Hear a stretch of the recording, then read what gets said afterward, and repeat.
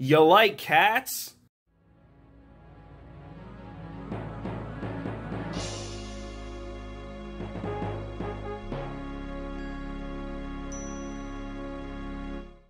Lord Windgrace EDH. I love this deck so very much. Lord Windgrace is every single thing you want in a Jund commander. He draws cards, he plays lands, he gets tokens, he slices, he dices, he'll cut a can, and then he'll cut a tomato. I've mentioned this before, and I will make it no secret, Lord Windgrace has quickly became one of my favorite commander decks I've ever built. He just does everything I want. He's very consistent. Every time I play him, I always do something fun. I never feel bored when I'm playing this deck, which is the important thing that you want in a commander deck. Now, this may not be the final list. If you want to see the updated final list, I'm always changing it on my tapped out link below, so you can go check that out if you want up-to-date cards that I switch around here and there. This is the deck.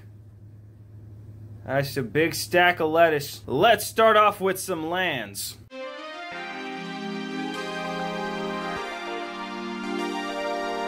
Boom! We got 10 swamps, 10 mountains, 12 forests, and some utility land. Yep, basic lands only. If you want to build this deck, you could build dual lands. I just found it's a lot easier to play basic lands because you save some money. I've never been mana screwed, quite the contrary. I've always pretty much gotten all my basic lands out of my deck in every game, with the exception of games that end after turn 5. Fuck you combo decks. The utility lands are pretty much here just, as utility. Ash Barrens, Evolving Wild, and Terramorphic Expanse. Terramorphic Expanse and Evolving Wilds are good to get out of the grave so you can keep looping it. You got Command Tower because it taps for all 3 lands. Technically the only actual dual land in the deck, or tri-land, whatever. Reliquary Tower because you draw a lot of cards.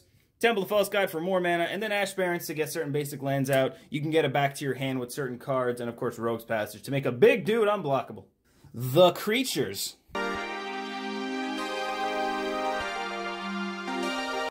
The creatures. So obviously you got a bunch of landfall creatures because this is a land-heavy deck. You got your Omnauts, Avengers, Obnixilis, Lotus Cobras, Rampaging Balos. You have some utility creatures such as Solemn Simulacrum, your dual caster mages, Soccer Tribe Elders, Turn Timber Sower is pretty good when you're discarding the land. Of course, my favorite card in the deck, Get Rog Monster, which is its own commander deck. Some other really good cards, Mina and Den, one of the cards I've been playing a few times, and I really, really like how it plays. Underrealm Lich is a fantastic card in the deck. And Perforos, as the basic, get tokens, hit people for tons of damage, and have some fun. Enchantments / Planeswalker. You got your Parallel Lives and Doubling Seasons, so those tokens become many, many tokens. Rites of Flourishing, somewhat of a group hug deck, but there is land matter cards in the deck, especially when your opponents have land, so it matters. Just added Song of the Dryads, works perfectly if you ultimate Lord Windgrace, which can happen, especially if you have Doubling Season on the field. It just takes an extra turn. And, Zendikar Royal to make more tokens. Garruk Wildspeaker is a really great card for the Overrun effect, which matters in this deck, as well as the untapped 2 lands. Sometimes that matters. Beastmaster Ascension, you get a ton of tokens, so you want them to swing for a ton. And then Greater Good to draw even more cards. And, of course, Hammer Perforos to make tokens. Not sure why people forget that it also makes tokens. I've won a couple games because of that. Instants.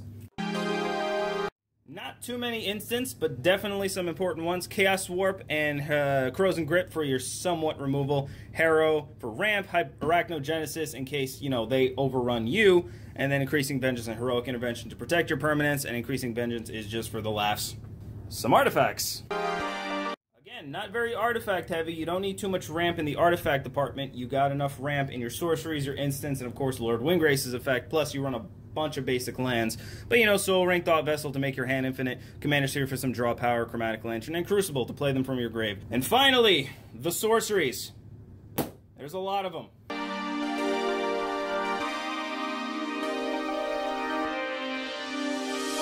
Okay, there's a lot of stuff on the table. You have your mana dumps. Torment of Hailfire is a brand new card I added, and I loved it because it's killed me many, many times, and it's just funny. Also, Exsanguinate and Sylvalis Stampede, stuff that you could just pump a bunch of mana into. Treacherous Terrain, again, one of those land matters cards, so, your, where is it? Collective Voyage that you're doing for, like, 10 that everyone thinks, oh, sweet, 10 lands out of my deck. Well, it's hurting them a little bit.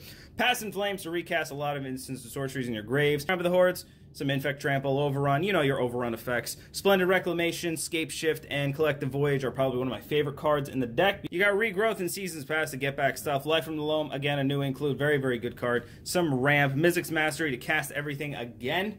you know, just in case. Technically, I guess you could consider that a mana dump. And some other fun stuff like Worm Harvest and Damnation, because it's fun. Whoop! Whoop. Lord Windgrace, and that was my commander deck. Hope you guys enjoyed. If you did, let me know. Leave a comment, leave a like, whatever it is that YouTubers tell you to do. Do that. Like I said, link is in the description if you want to see updated list. I am changing it all the time, along with all my other decks. They are always going through changes. So if you want to see updated lists for that, check me out on Tapped Out. Hope you guys enjoyed. I will see you later with more videos, but until then, do you know why his hand is red? Furious masturbation.